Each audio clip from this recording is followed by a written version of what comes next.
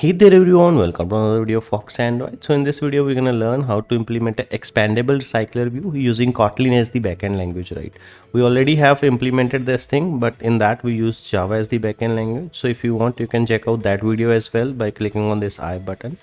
So what is expandable recycler view? So if you do not want to show all the information in the particular list item at a once, you want that the particular list item should collapse or expand depending on the on click of the individual items, right? So let me just demonstrate what I'm talking about. So if you can see here on my mobile screen, I have got this recycler view, right? So if I just tap on any items, so you can see the other section has opened up, right? It expanded, and if I again tap on this, it collapses back to original shape, right?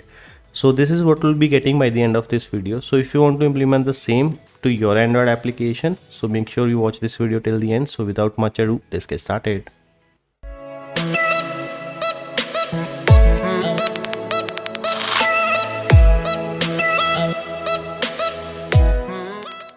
So guys, if you're new to this channel, make sure to hit that subscribe button and press the bell notification icon for receiving the notification of the upcoming videos. And by the end of the video, if you like the video, make sure to hit that thumbs up button as well. So let's start with the development. So if you can see here, we have a basic implementation of the recycler view, right? So if you do not know how to implement a basic recycler view, I already have a video on that as well. You can just check out that video. I'll provide the link in the description. So this is a normal recycler view. Now we are going to implement the expandable feature into this recycler view, right? So the very first thing is we are going to modify this list item. This is the XML file of individual list item. So what we'll be doing in this XML is we are going to add another layout in the parent layout, right? So we'll play around with the visibility of that layout while the user taps on any of the items. So let me just quickly add that layout, then I'll explain you guys what we have done, right?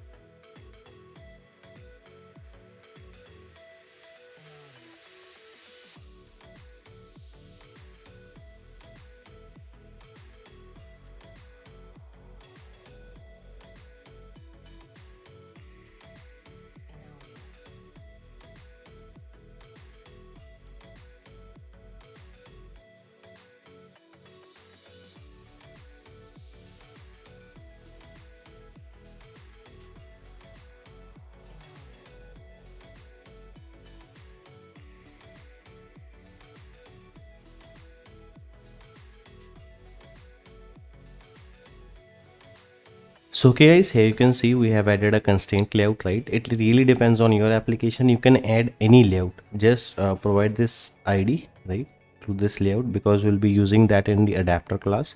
Then inside this layout, if you want to show or hide the 5 elements, make sure you add those elements, the visibility of which needs to be changed under this particular layout. For example, I'll be showing only a text view, so I've added a text view here, right?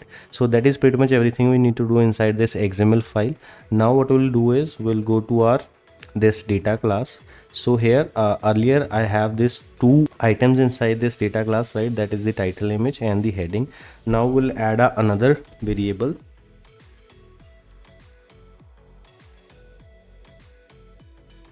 and the last one will be, so we have added 2 things. The brief news, it will contain the data about the brief news, right?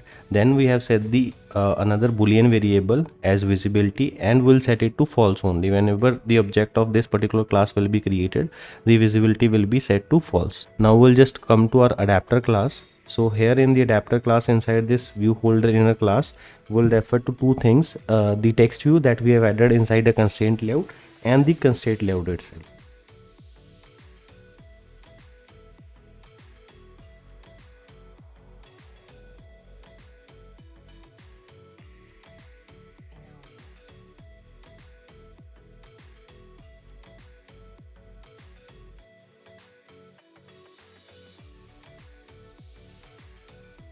Okay, here we have referred to the 2 view elements.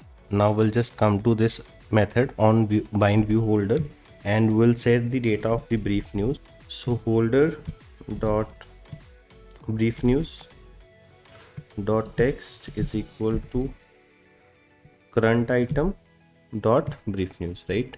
So we have set the data to this particular thing. So we'll check the visibility of the current item now. So is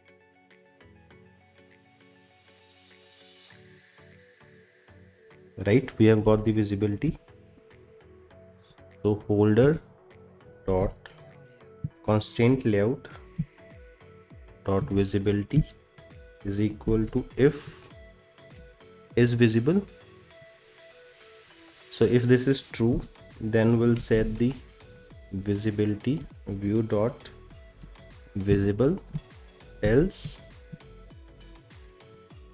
view dot gone, right? So here we have set the visibility as gone if this is not true. So what is the difference between gone and invisible? So if you set it to invisible, that particular layout will take up that much space that is required, right? So it will left an empty space in the whole layout. So if you use gone, then the layout will be hidden in such a manner that it will look like that nothing is there in that particular space, right? That's why we have used gone. So now we'll set the on-click listener holder dot.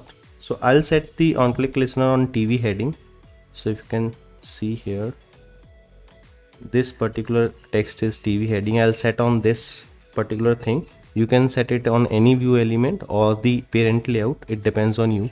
So I'll set it here. So whenever user taps on this thing, so current item dot visibility is equal to, so we'll just invert the visibility. So if the visibility is true, we'll set it to false. If it is false, we'll set it to true. Then we'll call the method notify item changed and we'll pass the position here, right? So that is pretty much everything we need to do inside the adapter class. Now we'll just go to our main activity. So here inside this main activity, we'll define a array and name it as brief news. So it will contain the data of the brief news. So array, the type of which will be string. So if I can show you guys, so I have stored these 10 news here in the string XML file, right? So you can use lorem ipsum as well if you want.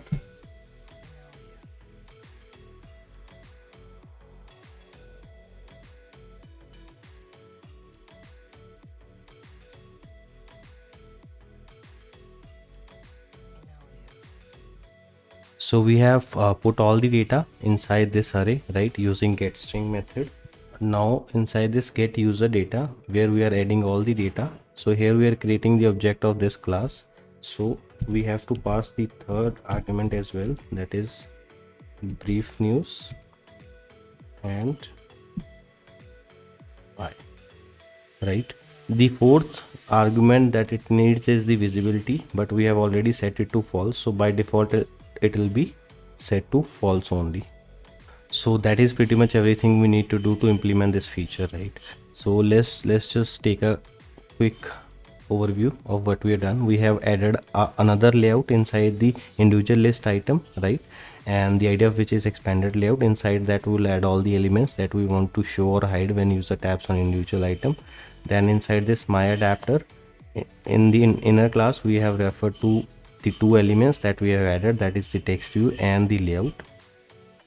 Then inside on view holder, we have inflated the data to the brief news, and then we have got the current status of the visibility.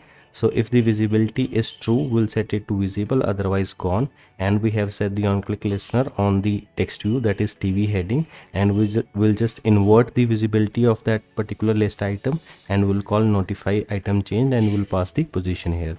Then inside this main activity, to get the data of the brief news, we have created an array. We have inserted all the data from the string XML. Then here, when we are creating the object of the news class, we have added this third element as well. So that is all. So let me just quickly install this app to my cell phone and check if it is working fine or not, right? So okay guys, the app has been installed to my cell phone, as you can see on my mobile screen. If I just tap on any of the items, so it expands, and if I just again tap, it collapses back, right? So I guess we have successfully implemented this feature to our Android application, and I also hope that you guys have understood the code. But still, if you have any doubt, you can always ask me in the comment section, or you can DM me on Instagram. The Instagram username will be there on screen right now. And if you like the video, make sure to hit that thumbs up button. And in case you're new to this channel, make sure to hit that subscribe button and press the bell notification icon for receiving notification of the upcoming videos. So that is it for today's video. See you in another video. Bye.